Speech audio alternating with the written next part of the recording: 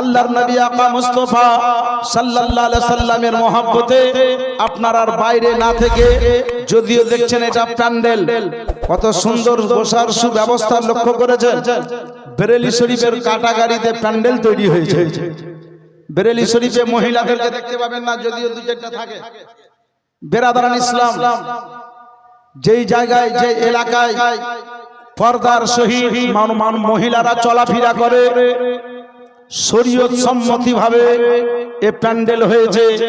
কারণ গত বছর একটু ইঙ্গিত ইশারা পেয়ে এই জালসার সরফরাজ মুক্তার হোসেন সেটাকে মাথায় নিয়ে তার দিলে বসিয়ে নিয়েছে, আল্লাহ পাক যদি বাঁচিয়ে রাখে 2024-এ 17ই রবিউল আউয়াল তো মহিলাদের প্যান্ডেল আমি আলাদা করব।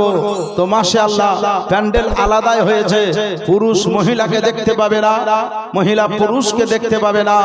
বেরাদারান ইসলাম, আমি আপনাদেরকে বলি এত সুন্দর আজিমুস শান জালসা, এই জালসাতে যারা পৌঁছে গেছেন ভাগ্যবান ব্যক্তি, আর জালসা থেকে যারা দূরে সরে আছেন তারা হলেন বুদ্ধিমান ব্যক্তি। চিন্তা ভাবনা করছেন, কে ভাবছেন জি 12টায় শেষ হবে না 1টায়? একজন একজনকে ফোন করছে, জি যখন কিয়াম করবে তখন আমাকে ফোন করিস। কেন? বুঝে আমি রেডি আছি। বুঝলিয়েন বুদ্ধিমান মানুষ। বহু জালসাতে দেখা যায়